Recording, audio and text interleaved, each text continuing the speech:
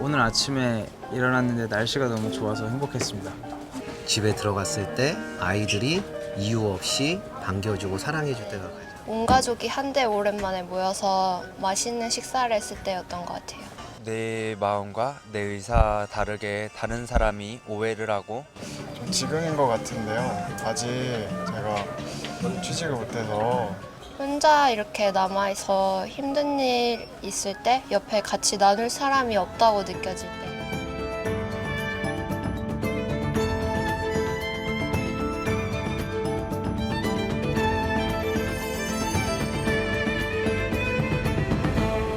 TV 책방 북소리, 오늘도 행복과 불행 사이에서 자신만의 인생을 열심히 살아가시는 우리 시민들의 목소리로 문을 열어봤습니다. 2016년 유엔이 발표한 세계 행복 보고서에 따르면요, 우리나라의 행복 지수는 세계 58입니다. 작년보다 또 11계단이 하락했는데, 우리는 왜 이렇게 행복하지 못하다고 느끼는 걸까요? 뭐 여러 가지 이유가 있겠지만, 우리가 그 타인의 시선에 갇혀서 우리 현대인들이 살고 있는 것이 아닌가 그런 생각도 들고요. 네. 그러다 보니까 요즘 사람들은 진짜 자신이 행복한 것보다는 행복하게 보여지는 것 쪽에 초점을 맞추고 사는 것도 또 이유가 아닐까라는 생각도 듭니다. 그럴 수 있겠네요. 자, 나의 근원적인 모습은 무엇일까? 참다운 행복은 어디에서 찾아야 하는지 조금은 독특하고 신선한 발상으로 심리학적 접근을 한 책이 있어서 오늘 저희가 만나볼까 하는데요. 어떤 책인지 먼저 만나보시죠.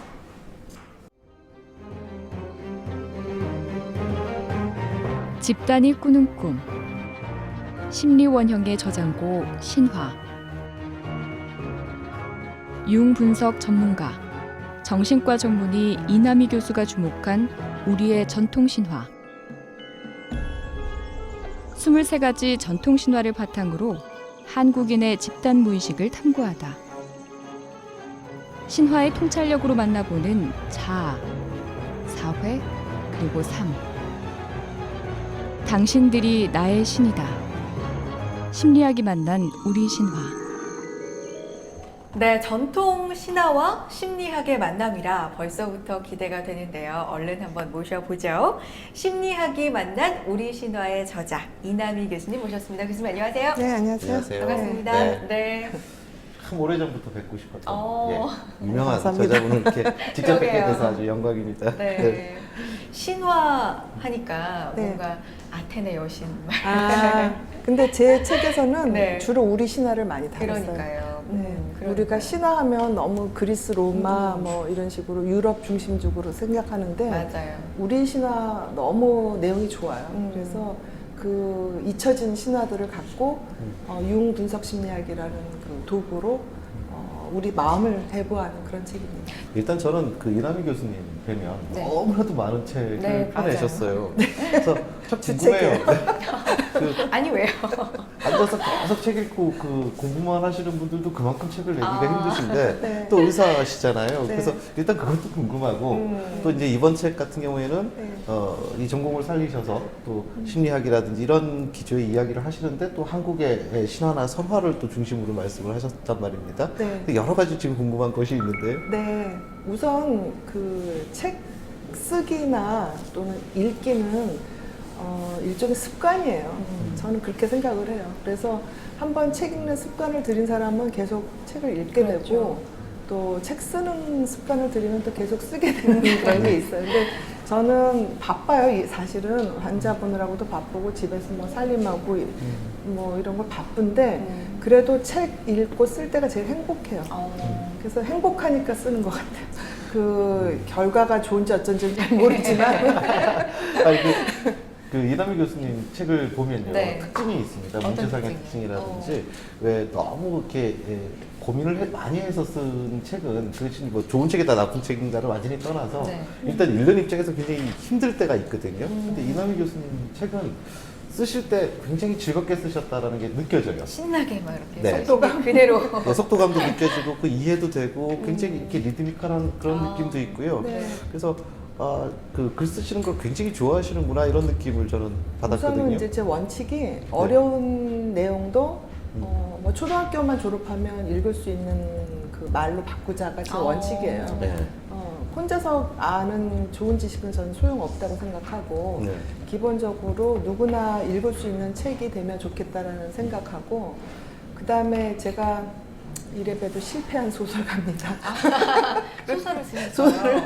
소설로 등단을 했고요. 아. 제가 어렸을 땐 시를 많이 썼어요. 혼자서 네. 이제 다 없어졌지만 그리고 또 악기를 오래 했어요. 어떤 악기요? 피아노 지금도 피아노 치고 있어요. 네. 이렇게 반주해주고 있고 그런데 그래서 이 글을 쓸 때 사실은 좀 그런 그 리듬감을 생각을 해요. 너무 길면 좀 자르고 이렇게 봐서 이게 호흡이 너무 좀 가쁘다 그러면 좀 중간에 끊기도 하고 그런 걸 생각을 하긴 합니다. 이유가 있었네요. 저 좋은 독자죠. 아이 뭐 전문가시잖아요.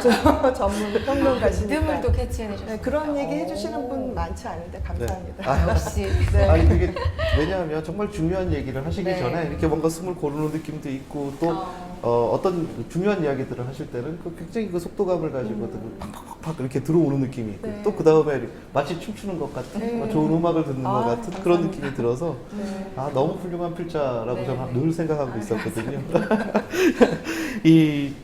다시 한번 질문 드리겠습니다. 네. 왜 하필 이번에는 뭐 설화나 신화 이런 주제를 통해서 이야기를 하시기로 하셨는지. 그러니까 제가 궁금합니다. 몇 년 전에 그 유흥호랑이 탄 한국인과 놀다라고 한국 민담을 갖고 네. 또 분석심리학하고 연결시킨 책이 있었어요.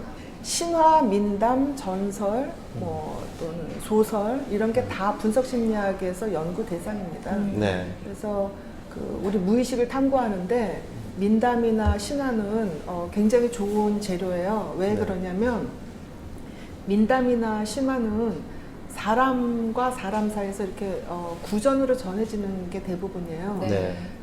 그래서 만약에 어떤 개인적으로 굉장히 특별한 사건이라고 그러면 좀 걸러집니다. 네. 그리고 여러 사람이 공감할 수 있고 이거는 내 얘기야 하는 것만 사실은 남게 돼요. 그래서 신화를 보면 우리 무의식, 특히 집단 무의식의 아주 고갱이를 파악할 수가 있어요. 그래서 그 신화를 갖고 또 환자 내담자들과 대화를 할 때 당신의 이러한 문제들은 실은 우리 인류가 공통적으로 갖고 있는 문제다. 네. 그렇게 얘기를 하면 나 혼자만 힘든 게 아니구나 이렇게 생각해서 좀 위로를 받기도 하죠. 네.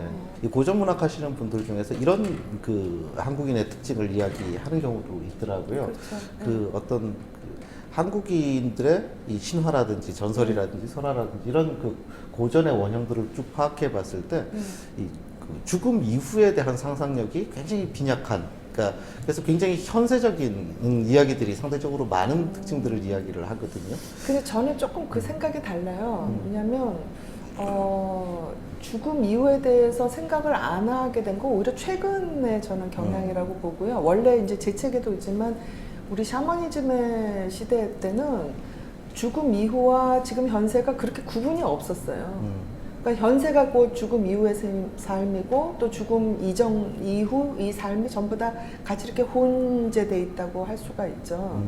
그래서 우리가 물론 이제 세속적인데 굉장히 강조를 한다 이렇게 지적하는 사람들도 있는데 그것도 저는 찬성하기 힘든 게 원래는 굉장히 영적인 면에서 뛰어난 부분이 많은 나라예요. 그러니까 예컨대 이제 그 조선시대 유교의 전통, 뭐 고려시대 불교의 전통, 또 더 나아가서는 이제 샤머니즘 전통을 이렇게 보면 결코 세속적인 데서 국한된 게 아니고 이 지금 현세 이후에 확장되려고 하는 그런 부분이 많은데 자본이 밀려 들어오면서 좋은 전통을 오히려 잃어버린 거죠.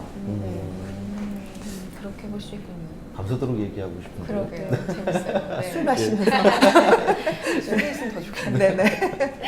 교수님 교수님께서는 네. 국내뿐만 아니라 해외에서도 정말 인정받으시는 융 분석 심리학자이십니다. 융 하면은 네. 프로이트보다 뭐 다 둘 다 잘 모르지만 어쨌든 친근도로 봤을 때 네. 프로이트보다 좀 덜 친근한 건 사실이거든요. 일반 많이 안 대중분들한테. 알려져 있으니까. 그러니까요. 네. 융 분석 심리학이 뭘까요? 아, 이것도 또 밤새 얘기할 그러니까요. 부분이지만, 오늘 참. 예. 근데 프로이드 심리학은 조금 더 인과관계를 강조를 하죠. 그러니까 어렸을 때 이러이러한 외상을 입어서, 뭐 어렸을 때 이러한 가족 세팅 때문에 당신의 성격이 이렇게 됐다 하는 주로 이제 심리적인 어떤 징후의 원인을 과학적으로 이제 파려고 하는 그런 개인적인 그 심리에 조금 더 강조를 한다면 융심리학은 과거의 상처보다는 지금 현재 당신의 증상들이 미래에 어떤 의미가 있느냐, 그러니까 네 인생에 어떤 의미를 주기 위해서 지금 네가 아프냐 이거를 묻는 심리학입니다. 저는 이 대목에서 교수님께 평소에 제가 궁금했던 걸 좀 질문 드리고 싶은데요. 네. 작년 한 해 동안 우리나라 역사상 최장기 종합 베스트셀러 1위 책이 기록이 됐어요. 그것이 미움받을 용기라는 네. 책이었는데, 물론 쓰신 분은 일본의 심리학자인데 그 기조는 이제 아들러 심리학이었단 말입니다. 네. 근데 참 재밌는 현상이 네. 공부를 좀 많이 하신 분들, 네. 좀 지성인 쪽에서는 그 융심리학에 대한 관심이 상대적으로 많았던 반면에 네. 또 뭐 아들러 심리학이 한국 사회에 굉장히 그 책을 기점으로 해서 미움받을 용기를 기점으로 해서 많은 아들러 심리학 책이 나왔거든요. 근데 좀 뭐 어떻게 보면 좀 뜬금없다는 생각도 들어요. 한 100년 전쯤에 이렇게 얘기됐었던 것이 지금 또 다시 이렇게 대중들에게 회자되고 있고 이제 그렇지 않습니까? 좋은 거죠. 뭐. 그래서 다양하게 이렇게 보면 좋죠. 근데 이제 네. 좀 비교를 해주시면 어떨까 싶어서. 아들러와 융이 이제 다 프로이드 이후에 차세대 네. 말하자면 주자였는데, 이제 아들러도 융도 프로이드한테 쫓겨났어요. 네, 아들러는 너무 그 권력 컴플렉스만 얘기를 한다. 그래서 쫓겨나고, 또 융은 그 프로이드의 리비도 이론에 반기를 들었다. 그래서 쫓겨났는데요. 이제 아들러 심리학이 이 동양인들한테는 비교적 설득력이 있어 보여요. 왜냐하면 동양인들은 그 이 권력의 어떤 위계 질서에 굉장히 어떻게 보면 좀 취약한 부분이 있어요. 그러니까 서양인들은 뭐 민주주의 전통이 조금 더 빨리 도입이 돼서 그런 것도 있고, 또 개인을 좀 더 강조하는 그런 문화이기도 하고 해서, 아까 얘기하신 대로 다른 사람들 눈치를 보기보다는 나 자신이 뭘 원하느냐, 뭐가 행복하느냐, 뭐 나와 하느님, 절대자와의 어떤 1대1의 관계에 더 강조를 한다면, 동양인들은 조금 더 주변 사람들을 더 이렇게 살피는 경향이 있어서 재미있는 그 실험도 있는데, 이제 서양인하고 동양인하고 똑같은 어항을 보게 해요. 네. 그러면 동양인들은 전체를 다 파악을 하고 그 조화 속에서 그 금붕어를 표현을 한다면, 서양인들은 자기가 보고 싶은 그 금붕어 안에 초점을 맞춘단 말이에요. 이게 뭐냐면 동양인들이 훨씬 더 그 권력의 어떤 다이나믹에 민감하다는 거죠. 그러면 민감하면 그게 이제 부정적인 영향을 줄 수가 있어요. 그것 때문에 상처받고, 그렇죠. 눈치 보고 괜히 체면치레하고. 네. 그래서 아들러 심리학이 일본하고 우리나라 사람들한테 조금 더 설득력이 있는 거죠. 그리고 그 미움받을 용기를 그 출판사에서 저한테 보내주셔서 네. 제가 봤어요. 봤더니 그냥 미움받을 용기 그 자체는 아들러 심리학이라기보다는 아들러 심리학이라는 그 언어를 쓴 철학적인 내용이 좀 들어있더라고요. 그래서 뭐 베스트셀러가 꼭 나쁜 건 아니고요. 그래서 그거를 제대로 잘 읽으면 좋을 텐데, 이제 그거를 잘 못 읽고 오독을 해가지고, 그래 나는 미움받을 거야. 이게 문제죠. 너희들 나 미워해. 내 마음대로 할 거야. 이것만 아니라면 뭐 어느 심리학적인 방법론도 본인의 성숙에 도움이 된다면 저는 좋은 일이라고 봐요. 네. 맞습니다. 얘기에 너무 빠져들어서. 이게 심리와 네. 뭐 우리가 사는 사람들 하나하나가 심리라는 게 없을 수가 없잖아요. 네. 그런 것과 그 근원적으로 또 들어가서 이 사회와 막 이런 얘기를 하다 보니까 빠져들 수밖에 없는 것 같아요, 진짜. 네. 자, 책에서는 설화 네. 많이 다뤄져 있는데, 우리가 네. 모르던 것도 아까 말씀드렸지만 저는 삼신할머니가 네. 설화에서 우리나라 신화에서 온 얘기인지도 몰랐고요. 또 네. 뿌리 영감 얘기도 마찬가지입니다. 예. 네. 혹이라는 어떤 컴플렉스를 네. 삶의 또 에너지로 네. 승화시키는 뭐 그런 류의 얘기가 나오는데 네. 이 컴플렉스라는 거야말로 네. 이 시대 우리가 살고 있는 이 네. 사람들이 정말 한 번쯤 짚고 넘어가야 될 일인 것 같아요. 그렇죠. 컴플렉스가 없는 사람이 사실 없고요. 네. 그렇죠? 그게 건강하게 좀 승화가 되면 에너지가 될 수도 있지만 좀 부정적으로 풀리게 되면 이게 진짜 어떤 범죄라든지 그렇죠. 사회를 타락시킬 수 있는 네. 그런 일이 되잖아요. 본인도 아프고 그러니까요. 주변 어떻게 사람을 하면, 해치게 하고. 어떻게 하면 그 좋을까요? 혹부리 영감은 네. 사실은 신화라기보다는 그냥 민담인데 제가 여기다 넣은 이유가 도깨비가 나와서 거기다 넣었어요. 귀신과 도깨비. 네, 그래서 네. 이제 어떤 신적인 영역을 연결시키느라고 거기다 넣긴 했는데 네. 그 혹이 갖고 있는 이제 상징성을 제가 콤플렉스라고 얘기를 했는데 이제 그 민담에서도 보지만 그 혹부리 영감은 그 혹 때문에 보물을 얻어요. 그렇죠. 근데 우리 이 보통 세상에서도 이렇게 가만 보면 예컨대 성공한 사람들 보면 당신이 성공한 가장 큰 어떤 자원이 뭐냐 그러면 뭐 어렸을 때 고생한 얘기라든가 뭐 하다못해 재수했을 때 뭐 좌절했던 힘들었다. 얘기. 그러니까 오히려 핸디캡. 그렇죠. 뭐 얘기할 또 자기 뭐 건강이 안 좋았다라든가 그렇죠. 네네. 뭐 연애에 실패했다라든가 이런 식으로 좌절의 경험이 자기를 뛰어오르게 도약하게 했다라는 얘기를 거의 100% 합니다. 네.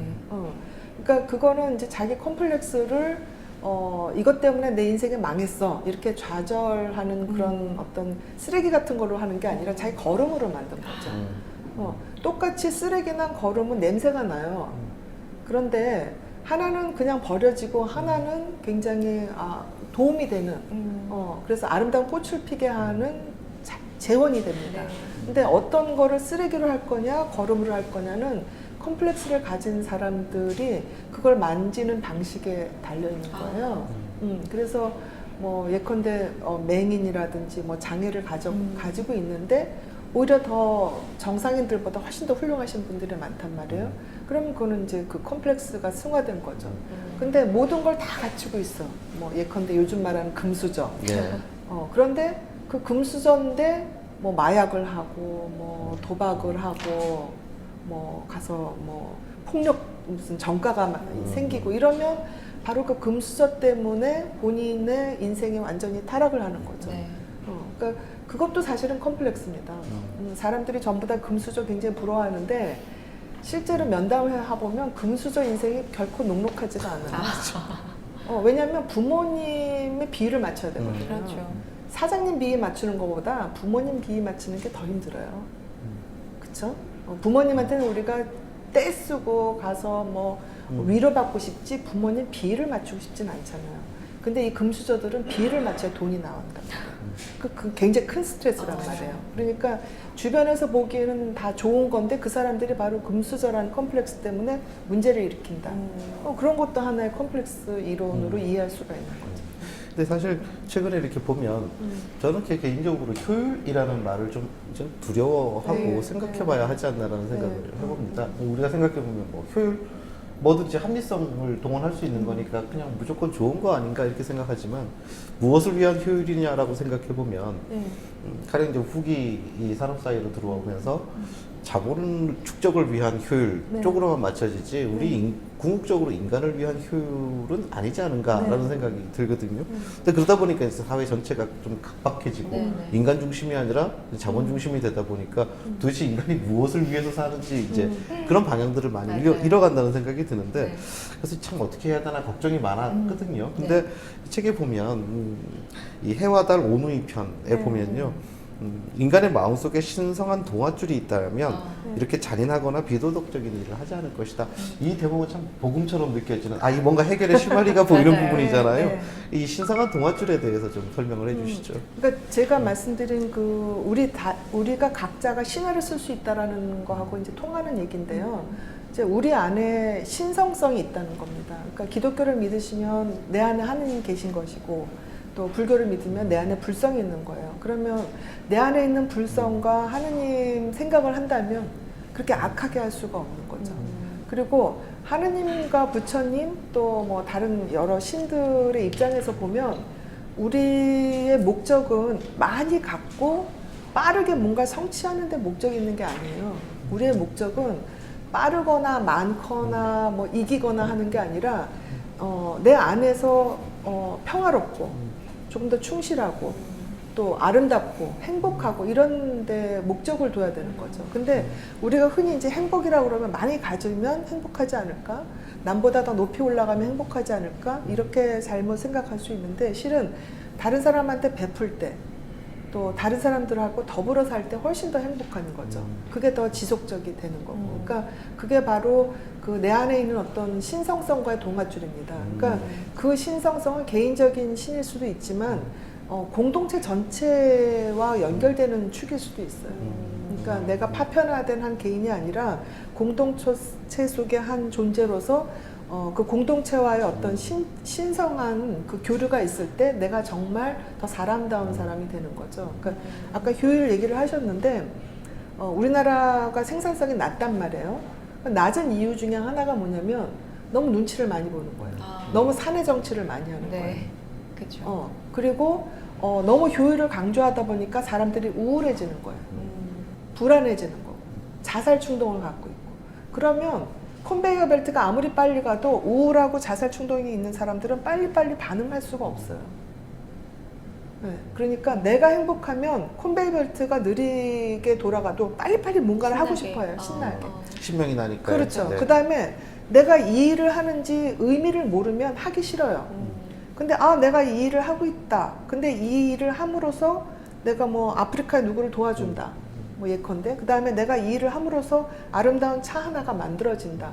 이런 성취감을 느끼고 다른 사람들한테 베푸는 즐거움을 갖게 되면 이 일을 신명나게 할 수가 있죠.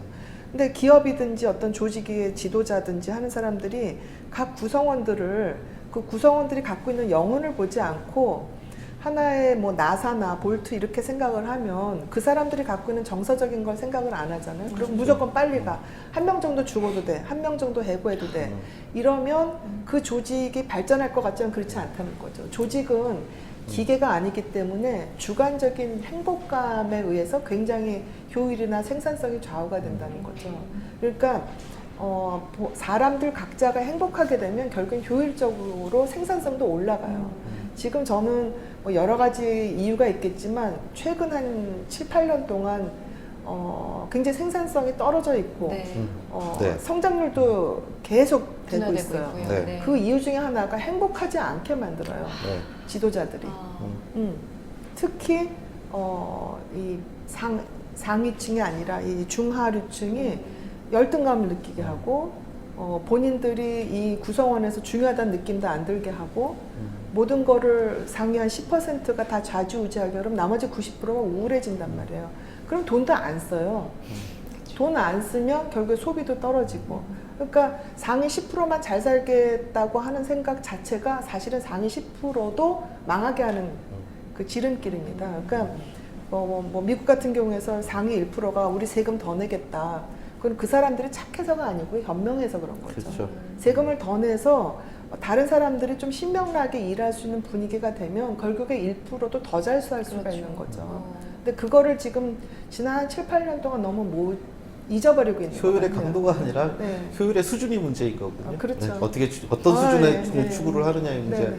그리고 지금 아까 말씀하신 그 신성한 동아줄 말씀을 이제 들으면서 느낀 것은 이제 가령 뭐 70년대를 대표하는 슬로건은 하면 된다이지 않습니까? 굉장히 위험한 거죠. 예. 근데 지금 말씀하신 이 신성한 동아줄이라는 것은 그러면 사실 하면 된다고 이야기하기 이전에 해도 되는 일인지 하면 안 되는 일인지를 판단하는 그런 도덕적 기준을 개별적으로 갖고 있어야 한다. 그렇죠. 그 기준을 가지는 데 있어서는 가령 신화에 나 스스로를 넣어보기도 하고 그렇죠. 이런 것들이 굉장히 좋은 방식인 것이다. 네. 바로 이렇게 이해하면 되겠습니다. 그렇죠. 예. 우리 안에는 있죠. 왜? 뭐 네. 칸트식으로 말하는 정언명령 있잖아요. 그렇죠. 내 안에 있는데 그거를 우리가 잊어버린단 말이에요. 근데 그 잊어버리지 않고 환기시켜주는 게 이야기입니다.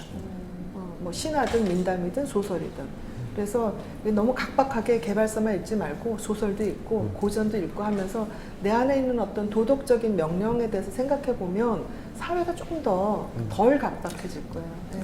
그야말로 이제는 좀 하면 된다 수준에서 좀 더 나가야 할, 더 깊어져야 할 그런 이제 필요가 있다는 말씀으로 드립니다. 맞습니다. 잘 읽고 있죠, 제가 계속? 아, 네. 신성성을 찾아야 된다는 말 네. 지금 계속해서 하고 있는데 네. 그러면 개인들이 좀 첫발을 이렇게 쉽게 내디딜 수 있는 방법으로 신화 네. 우리 얘기했고요. 네. 공동체 안에서 네, 뭐 이런 네. 얘기도 했는데 네. 몇 가지를 좀 정리해서 조언을 해주신다면 특히 젊은이들한테요. 음. 사실은 제 아들들도 어렸을 땐 책을 읽더니 지금 안 읽더라고요. 그러니까 첫 번째 책을 좀 많이 읽어야 책을 돼요. 책을 읽는 거는 책 속에 뭐 돈이 나오고 뭐 출세하는 무슨 빈이 나오고 그런 게 아니라 상상력을 자극을 해줘요. 그리고 나의 작은 자아를 확장을 시켜준단 말이에요. 그래서 내 안에 있는 가능성을 개발하게 해줍니다. 네. 그 다음에 나를 객관적으로 볼 수 있게 만들어주는 힘이 있어요. 책에 있는 내용을 내가 객관적으로 보면서 다시 거꾸로 나 자신을 보게 하는 힘이 네. 되죠. 그럼 그런 객관성을 유지한다는 거는 내 삶에 있어서 비틀거릴 때 중심을 잡아준 하나의 축이 됩니다. 첫 번째가 책을 읽어라. 네. 그다음에 두 번째 사랑하라. 사랑하라. 근데 이제 보통 요새 젊은 사람들이 사랑, 지금 아까 결혼 얘기도 막 하셨잖아요. 근데 이렇게 사랑할 때 조건을 따져요. 저 남자랑 결혼하면, 저 여자랑 결혼하면 내 인생에 뭐가 보장이 되고, 뭐 얼마나 계층이 올라가고, 뭐 이런 걸 하는데 그렇게 될 경우에는 행복하지가 않아요. 저 사람이 날 웃겨주는지, 저 사람이 내가 아플 때 위로해 줄 수 있는 사람인지, 내가 슬플 때 눈물을 닦아줄 수 있는 사람인지, 그런 거를 생각을 하면서 사랑하게 되면 주변에 사랑할 사람 너무 많아요. 예, 사랑을 하면 거기서 에너지가 솟아요.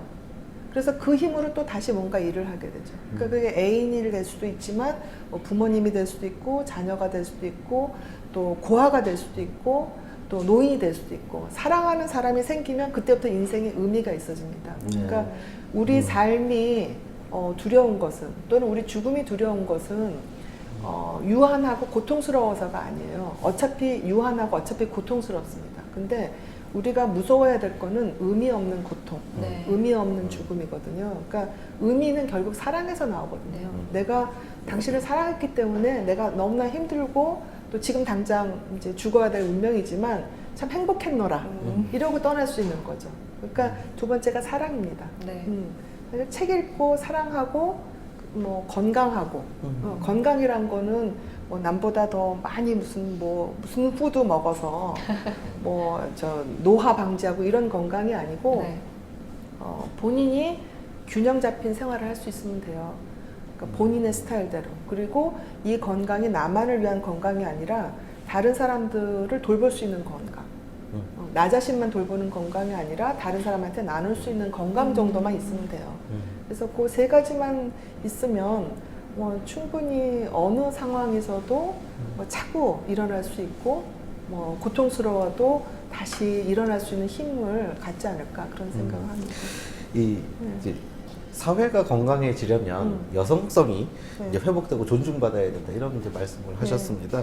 또 우리 안의 여성성, 어떤 이야기를 하고 싶으셨던 겁니까? 그러니까 보통 이제 여성성 하면 무슨 수동적인 거, 뭐 의존적인 거, 뭐 이렇게 뭐 예쁜 거, 뭐 이런 거 찾잖아요. 근데 융심리학에서 말하는 여성성은 그런 수동적이거나 의존적이거나 뭐 이렇게 뭐 가녀린 뭐 미 이런 게 아니고, 첫 번째 중요한 건 수용성입니다.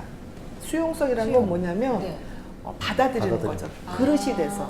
그러니까 자궁이 정자를 받아들이는 것도 수용성이고, 또 엄마가 아이를 안는 것도 수용성이고, 또 상대방이 나와 다른 얘기를 할 때 그거를 하는 것도 수용성이죠. 그래서 그 수용성이 있어야 뭔가 어떤 개체든 어떤 조직이든 성장하게 되죠. 네. 첫 번째가 여성적인 측면에서 수용성이고, 그 다음에 이제 두 번째가 관계에서 건강한 관계를 유지하는 겁니다. 그러니까 남자들의 경우에는 조금 더 성취지향적이죠. 네.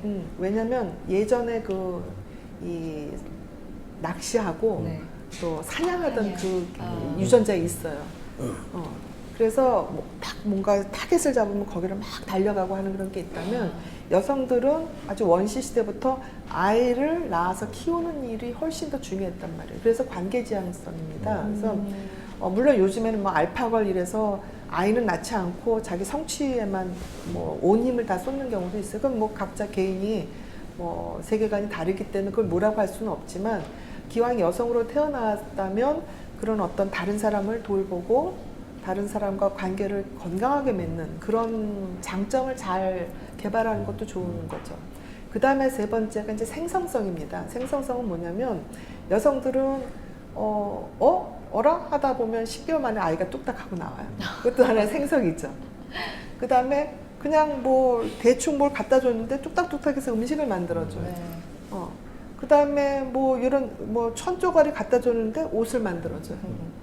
엉망진창인 집을 아주 싹 해가지고 예쁜 집으로 네. 만들어줘. 이게 다 생성성이죠. 아, 그게 아무래도 남자들보다 여자들이 오랫동안 수만 년 동안 축적되어 온 유전자의 그 프로그램이 네, 있다는 네. 거죠. 그러니까 그런 거를 조금 더 개발을 하면 훨씬 더 현대사회가 행복하고 아름다워질 거예요. 그 보통 발이대기 이야기를 네. 참 페미니스트적으로 좀 해석한 네. 분이 많은데 네. 이 책에서는 어쩌면 이남이본이라고 아. 해서 발이대기 이야기를 자세히 좀 보셨네요. 네. 새로 실으셨잖아요. 네. 거기 보면 발이대기 자체가 이제 버림받은 공주라는 네. 뜻인데 버림받아야 성장한다. 그렇죠. 라는 게 네. 전체적으로 주는 메시지죠. 그렇죠. 그건 어떤 뜻인가요? 그러니까 어떤 영웅 이야기를 봐도요, 어머님 치마폭에서 엄마만 졸졸 따라다니다 잘 먹고 잘 살았다 끝나는 건 없어요. 떠남이 항상 전제가 그렇죠. 되죠. 어머니한테 버림받든지 뭐 아버지가 없다든지 그래서 고난을 겪어야 되고 고아가 돼야 됩니다. 예, 그거 이제 실제로 고아가 되는 것도 있지만 심리적으로 부모의 백에 의지해가지고 부모한테 뭔가 지지받고 도움을 받으면서 성공하면 그 자기의 원래 갖고 있는 어떤 잠재력을 충분히 발휘할 수가 없어요. 그리고 자신감도 없어지고. 그러니까 오로지 내 힘으로 뭔가를 성취하겠다 하는 그런 게 이제 발휘되기 위해서 맨 첫 번째 부분입니다. 네. 그러니까 일단 부모한테 버림받고 그 다음에 버림받아서 운이 좋아서 로또 당첨된 거 아니에요. 네. 그게 아니고 지하 세계로 갑니다. 맞죠. 그거 이제 뭐 페르세포네라든지 뭐 올피우스라든지 뭐 다른 신화에서도 다 등장하는 네. 건데 그래서 지하 세계로 가서 무지하게 고생을 해요. 그러니까 그 고생하는 것 자체가 제가 처음에 얘기한 대로 걸음입니다. 네. 그래서 그 고생하는 과정을 거쳐서 진정한 영웅으로 재탄생하는 거죠. 지금 말씀하시는 부분하고 연관해서요. 그러니까 그 뭐 수잔 선택 얘기처럼 네. 지금 이제 타인의 고통을 하나의 스펙터클로 소비해버리는. 네. 예. 그래서 심리적으로는 위안받죠. 나는 지금 저 전쟁터가 아니라 여기 안전한 집에 있다. 그러면서 이제 보고 그걸 심지어는 사실은 즐기는 거거든요. 근데 그 심리적으로 보면. 근데 그런 것들이 또 미디어를 타고 네. 예, 아주 상업적인 미디어를 타고 계속 범람하고 사실 그것이 우리 현대인들의 굉장히 중요한 어떤 정신적 어떤 황폐함. 병적 황폐함을 맞아요. 만들어내지 네, 않습니까? 네, 네, 네. 도대체 어떻게 살아야 하나? 그걸 심리학자 입장에서는 또 예, 그러니까 어떻게 공감 능력이 자꾸 떨어질 수 있죠. 그렇게 자꾸 뭐 잔인한 장면, 전쟁 장면을 계속 보여주다 보면 게임도 이제 그렇고요. 네, 네. 무심해지는 게 있죠. 그래서 제가 아까 사랑하라는 말을 네, 네, 얘기했잖아요. 사랑하는 거는 그 로봇을 사랑할 수는 없죠. 게임을 사랑할 수는 없고 실제 이렇게 살아있는 살과 뼈가 있는 사람을 사랑할 수밖에 없죠. 살과 뼈가 있는 사람 사랑하기 위해서는 공감을 할 수 있어야 되는 거죠. 이제 첫 번째가 그게 가장 중요한 건데 네. 우리가 이제 고통받는 사람을 보면서 아예 저 사람보단 내가 낫지 이런 거는 사실은 굉장히 좀 그 저열한 맞아요. 태도입니다. 진짜. 그게 아니고 고통받는 사람을 봤을 때 우리가 가져야 될 태도는 저 사람은 저렇게 고통받는 상황에서도 저렇게 훌륭하구나. 정말 너무 존경스럽다. 나는 저 사람한테 무엇을 배워야 될까? 나는 저 사람한테 뭐를 야단 맞아야 되나? 내가 뭐를 반성해야 되나? 그리고 저 사람의 고통을 덜어주기 위해서 나는 무엇을 해야 되는가? 이렇게 생각할 것들이 많은 거거든요. 그렇죠. 그러니까 다른 사람의 고통을 봤을 때 내가 어떤 생각을 하는지를 자세히 보면 내가 반사회성 인격자이구나. 또 내가 굉장히 좋은 사람이구나 알 수 있는 거죠. 좀 그런 인식이 필요하지 않겠습니까? 어느 순간에 내가 그런 걸 즐기고 있는 스스로를 보면서 그렇죠. 내가 정말 끔찍하게 병들었구나라는 그럼요. 그런 자기 성찰 같은 것을 한번 해보면 뭐 그렇다고 해서 뭐 나는 정신병자야 이러는 게 아니고 그렇죠. 예, 그러니까 누구나 사실은 어떤 식으로든 증상을 갖고 있는 거니까 비정상적이라는 느낌이 들면 스스로 그걸 치유하겠다라는 이제 의지를 만들고 그렇죠. 뭐 이런 태도가 좋지 않겠습니까? 실제로 내담자들보다요 바깥에 있는 사람들이 더 병들었어요. 왜냐하면 내담자들은 자기 안에서 문제를 찾으려고 하는 사람들이고 바깥 세상에서 막 있는 사람들은 나는 문제 없어 하는 사람이 참 많아요. 그러니까 내담자라는 말씀은 본인이 스스로 적극적으로 가서. 적극적으로 그렇죠. 치유를 하기 위해서 상담을 받고. 의사를 찾아간 그렇죠. 거니까요. 네. 예. 나한테 문제가 있다라고 생각하면 일단 그건 굉장히 건강하고 성숙한 사람들이고요. 나는 문제 없어. 다 누구 문제 때문에 하는 사람들은 진짜 굉장히 미숙한 사람들이고요. 그럴 수 있겠네요. 진짜 큰 병이 있는 것일 수 있고. 큰 병 있는 사람들은 자기 병이 있다는 걸 모르기 때문에 병이 자꾸 깊어져요. 근데 더 중요한 건 또 주변에 그런 큰 병 있는 사람들을 또 이렇게 또 받드는 사람들이 있어요.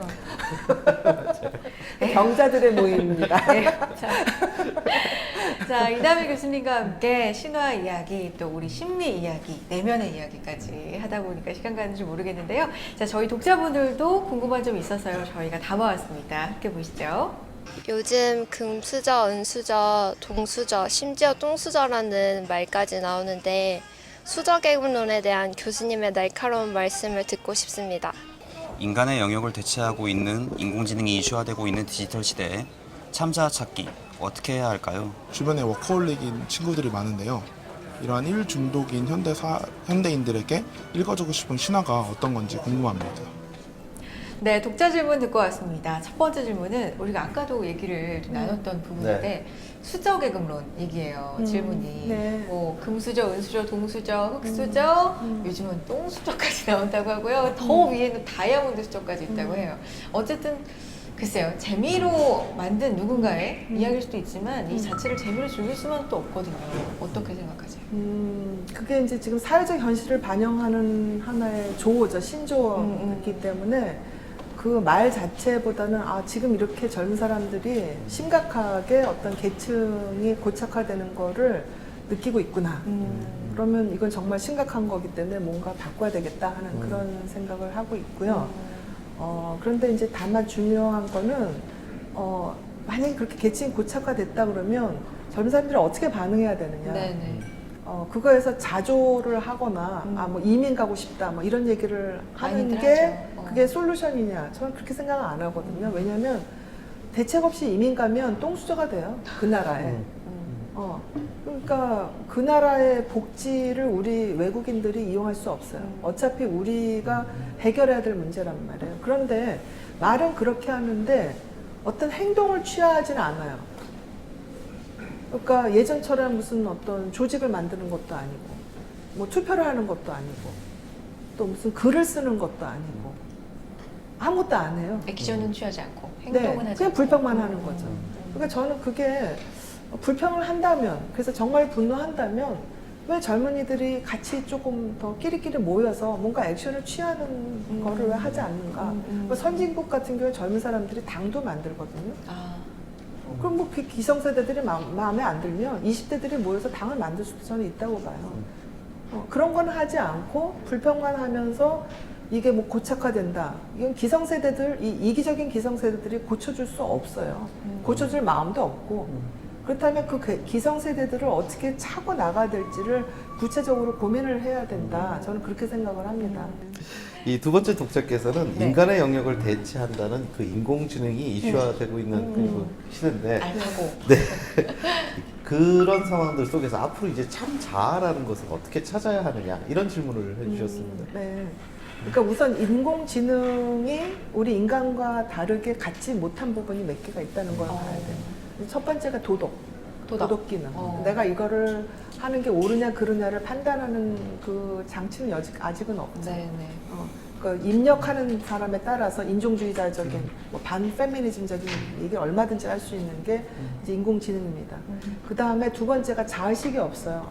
자의식이라는 게 뭐냐면 예컨대 알파고가 이세돌한테 이겨서 와 신난다가 없어요. 내가 이세돌보다 세구나. 내가 잘난 놈이야 이런 얘기를 못 한다는 거죠. 그러니까 자의식이 없는 부분. 그 다음에 세 번째는 그 공감 능력이 없어요. 그러니까 뭐 그 알파고가 이세돌이 졌을 때 아유 미안해 이런 얘기 절대로 할 수가 없는 거죠. 그렇죠. 그러면 그 세 가지가 기계는 갖고 있지 못한 부분이란 말이에요. 그게 바로 인간의 고유 영역이죠. 그래서 그 인간의 고유 영역을 제대로 잘 확충을 한다면 인공지능이 아무리 범람해도 인간이 우월할 수밖에 없다는 거죠. 그러니까 그 예전에 이제 뭐 기계가 와서 양을 다 내쫓고 뭐 기계가 와서 인간을 다 죽이고 여러 번 뭐 러다이트 뭐 이런 게 역사적으로 있었습니다. 근데 지금 또 인공지능이 우리 인류를 위협할 것이다라는 그런 어떤 공포감이 있지만 그럼에도 불구하고 우리 인류가 현명하다면 그거가 또 하나의 인류의 하나의 도구가 되는 거죠. 그래요. 이런 분들도 참 많죠. 일 중독. 일 하지 않으면 좀 불안하고 약간 저도 좀 이런 증세가 있지 않나 생각이 좀 빨리 드는데. 버리고 살아가십시오. 그래요. 저를 비롯한 이런 분들에게 네. 어떤 조언의 말씀 해주고 싶으신지 더불어서 네. 신화 속에서 그 해답을 찾는다면 어떤 신화가 좀 어울릴지. 이 신화에서는 이제 마구할미 신화 같은 게 맞을 거예요. 그러니까 뭐냐면 마구할미는 뭔가 이렇게 의도를 갖고 한 게 아니고 놀면서 놀이 자체가 창조가 된 신화입니다. 그리고 그 일중독에 대한 심리적인 이제 어떤 해법을 보자면 불안해서 일하는 경우가 많아요. 일을 하지 않으면 경쟁에서 도태될 것이다. 뭐 다른 사람들한테 무시당할 것이다. 뭐 가난해질 것이다. 뭐 이런 불안감 때문에 일을 하게 되면 그 일 자체가 굉장히 힘든 피로의 원인이 되죠. 그리고 일 중독 자체가 내가 원해서가 아니라 누군가 시켜서 어쩔 수 없이 해야 된다는 건 노예 삶이 되는 거고. 그러니까 일을 많이 하고 적게 하는 게 중요한 게 아니라 내가 정말 하고 싶은 일인지 또 지금은 힘들지만 그래도 의미 있는 일인지 그 다음에 이 일을 함으로 인해서 내 몸과 마음이 조화가 파괴되지 않는지 그런 거를 생각을 해봐야 되죠. 그러니까 천재들이 자기한테 어떤 영감이 떠오르면 막 그것 때문에 막 하다가 일찍들 죽어요 또. 수명이 짧아요. 그러니까 재능 있는 사람들 많이 정말 안타깝게 죽는 경우가 많거든요. 그래서 어떤 면에서는 뭐 저 같은 사람 천재가 아닌 게 다행일지도 모르겠어요. 천재성 때문에 일찍 죽는 것보다는 그래도 할 거 다 하고 좀 즐길 거 즐기고 하는 게 본인한테는 훨씬 좋잖아요. 그러니까 역사에 이름을 남겨도 빨리 죽는 것보다는 오래오래 행복하게 살고 싶다라는 게 보통 사람들의 소망이 아닐까 싶은데 그렇다면은 그 일중독을 하고 있는 일중독에 빠진 자기 자신의 그 마음을 한번 객관적으로 보고 조금 더 돌보는 게 강조를 하면 되지 않을까 싶어요. 근데 사실 좀 말씀을 좀 부드럽게 하시지만 그것이 내 스스로를 좀 돌보는 것 그 자체가 선택할 수 있는 돌봐도 되고 안 돌봐도 상관없는 이런 문제가 아니라 사실 거의 자발적 자기 착취 이런 식의 구조, 사회 구조가 좀 돼 있지 않습니까? 그런 거 걱정하시는 분들도 이제 많이 있는데 이미 이제 그 상태가 되면 그저 일을 많이 하는 것 정도가 문제가 아니라 그 자기 착취의 구조를 빠져나올 방법이 없단 말입니다. 지금 20대들 중에 너무 고생 많이 하는 사람들 많아요. 한 10년, 20년 전에 3D란 말 지금 싹 없어졌어요. 네. 젊은 사람들이 아르바이트 몇 개씩 하고 밤새워서 일하고 그래도 부모가 물려준 빚 또 자기 학비 내지 못해서 막 쩔쩔쩔쩔 매요. 그거 뭐 빚 갚고 나면 이제 집 마련하라고 또 쩔쩔쩔쩔 매고. 근데 선진국의 젊은이들도 조금 비슷해요. 후진국일수록 기회가 많아져가지고 뭐 조금만 하면은 금방 이렇게 계층이 올라가는데 선진국이 될수록 젊은 사람들이 점점 더 힘들어져요. 그런데 그나마 좀 덜 힘든 나라가 있고 더 힘든 나라가 있단 말이에요. 그게 뭐냐면 덜 힘든 나라가 이제 북유럽 사회민주주의를 하는 경우고 더 힘든 나라가 미국이죠. 이게 철저하게 신자유주의죠. 그렇다면 우리나라가 나아갈 곳은 뭐 일중독 얘기에서 좀 더 벗어난 거이긴 하지만 사회민주주의 쪽으로 가야 젊은이들이 덜 힘들어지는 거죠. 신자유주의 쪽으로 가서 네가 능력이 안 되니까 네가 가난한 거야라는 거로 계속하면 미국처럼 빈부 차이는 점점 더 벌어지고 젊은 사람들은 빚에서 헤어나지를 못합니다. 그래서 그러한 과정들 속에서 봤을 때 저는 이제 지금 신화 이야기를 하고 인간의 심리에 관한 이야기를 하고 사회에 관한 이야기를 해주셨는데 가령 위로. 근데 사실 단순히 위로를 위해서 이 책을 쓰신 것 같지는 않거든요. 지금 이 심리와 또 그 신화를 통해서 궁극적으로 하고 싶으셨던 이야기가 있다면 어떤 것이 있겠습니까? 위로도 뭐 제가 맨날 하는 평생 30년 동안 하는 직업이고 근데 더해서 근데 이 위로 이외의 용어가 잘 없어서 그런데 굉장히 절실한 위로 쪽에 가깝다는 생각이 들거든요. 말씀하시는 그 위로가 한가한 위로 이런 것이 아니고요. 지금 우리나라가 한 가지가 않죠. 모두가 바쁘죠. 근데 위로 플러스 저는 우리 안에 있는 좋은 그 컨텐츠들을 조금 더 봤으면 하는 마음에서 신화를 특히 건드린 건데요. 그러니까 지금 우리나라가 앞으로 먹을 거리가 없어요. 그러니까 예컨대 산업이 차세대 먹거리가. 차세대 먹을 거리가 없단 말이에요. 근데 우리 신화에 먹을 거리가 있는 거죠. 그러니까 영국 같은 경우에 셰익스피어가 그 나라를 유지시켜주는 게 굉장히 많아요. 네. 그렇죠? 그렇죠. 또 인도 같은 경우도 그 불교의 유산들 중에는 어떤 그런 신화적인 그거가 인도 사람들 먹여 살린단 말이에요. 그럼 우리나라도 역시 신화적인 그 내용 자체들이 우리나라 사람들 먹여 살릴 거라고 저는 봐요. 그거를 우리 젊은이들이 굉장히 재개발하고 창조적인 젊은 사람들이 이 콘텐츠를 갖고 먹을거리를 만들어주면 좋겠다 하는 상상을 저는 해봤어요. 저는 그런 능력이 없지만, 그러니까 그런 마음이 또 있고, 또 하나는 지금 젊은 사람들이 너무 우울해요. 의기소침해 있고. 그래서 본인들이 얼마나 가치 있고, 얼마나 능력 있고, 또 얼마나 소중한지 잊어버리고 있단 말이에요. 근데 이 신화 속의 주인공들이 지금 그래요. 초기에. 처음에 자기들이 얼마나 소중한 사람이고 나중에 신이 될 것이란 거를 모르고 구매밥 먹고 거렁뱅이 되고 구박받고 이렇게 된단 말이죠. 그래서 이런 신화를 보면서 지금 현재 너무 힘든 젊은이들이 좀 힘을 받았으면 좋겠어요. 그래서 제가 얼마 전에 그 책을 소개하는 데서 전태일 평전을 소개를 했는데 그런 책들도 좀 봤으면 좋겠어요. 그래서 우리의 그 선조들 중에 또 우리 선배들 중에는 잘 먹고 잘 산 금수저도 있지만 전태일 같은 사람들도 있어요. 그 사람들을 보고 어떻게 이 사람들이 그 힘든 와중에 힘을 받아서 이 우리 역사를 바꿨을까 좀 생각을 하고 각자가 좀 더 진취적으로 이 역사를 바꾸는데 동참하는데 내가 구체적으로 뭘 할까 같이 좀 고민을 했으면 좋겠어요. 각자가 개인이 페이스북 올리고 사진 찍어서 SNS 해서 맨날 먹는 거만 보고 이러지 말고요. 조금 정치적으로 깼으면 좋겠어요. 계속해서 그 먹는 거만 보고 앉아있고 그러면 입는 거 보고 앉아있고 우리 삶 변하지 않아요. 그러니까 그거는 젊은이들이 스스로 책임지고 해야 될 일이에요. 늙은 기성세대들한테서 희망을 찾지 말고. 사실 이제 이 마지막 질문을 제가 드린 이유가 사실 책으로 보면 그 정신과 의사이신 그 이남희 박사께서 신화를 통해서 심리학에 대한 이야기를 하셨다. 어떻게 보면 신화도 그렇고 그렇게까지 절박한 문제가 아닌 것처럼 보이지만 실제 책을 다 읽었을 때는 그 절박함을 충분히 인지하고 배려하셔서 쓰셨다는 생각이 들었습니다. 그래서 뿌리 없이 흔들리는 어떻게 보면 이 시대에 이 신화라는 그 책을 통해서 각자가 자기 자신의 가장 깊은 곳, 가장 그 원형적인 곳까지 들어가서 거기다가 뿌리를 박아라 하는 그런 그 메시지가 책에서 충분히 느껴졌거든요. 그래서 이제 그 말씀을 역시 똑같이 해주시는 그런 의도가 있으셨던 거죠. 책을 총망라해서 정말 마무리가 잘 되었던 답변이었던 것 같습니다. 자, TV책과 북소리 이제 마무리 질문 드려야 될 시간인데 이남희 교수님께 책이란 어떤 의미일까요? 책 쓰는 걸 또 그렇게 즐기시니까 특별한 의미가 있으실 것 같아요. 그 책은 힘이에요, 저한테. 그러니까 어떤 사람은 제가 의대를 나오고 그랬으니까 또 정신과 전문의가 됐으니까 고생 하나 모르는 사람이 뭘 어쩌고저쩌고 이렇게 얘기하는 사람도 있는데요. 어릴 때 나름대로 각자의 고생담이 있잖아요.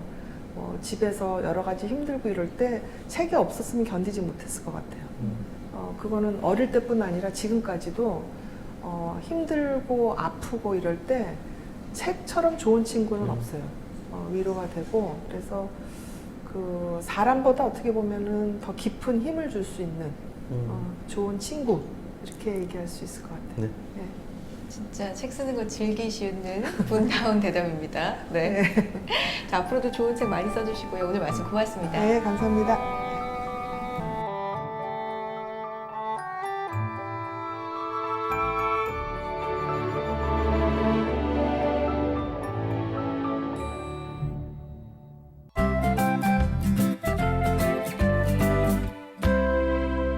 심리학 책을 읽을 때마다 저는 내 얘기를 하고 있구나 이 책이 그런 생각이 드는데 그 이유는요. 나와 비슷한 고민을 했던 사람들이 앞 세대에도 있었구나 이런 공감대가 형성이 되고 위안이 되기 때문이 아닐까 싶어요. 이 살다 보면 네. 한 점 희망이 보이지 않는 시기가 꼭 있다. 이때 답이 보이지 않는다라고 말하지 말고 질문이 무엇이냐 스스로 물어보라. 바로 이 심리학에 맞는 신화, 이 개똥이 편의 한 구절인데요. 그 인생의 어떤 그 질곡들, 네. 좌절들 느끼게 됩니다. 반드시. 네, 네. 그게 없는 인생은 없거든요. 맞아요. 근데 그렇게 좌절을 겪을 때마다 이 초심으로 돌아가서 정말 스스로에게 한번 물어볼 수 있는 네.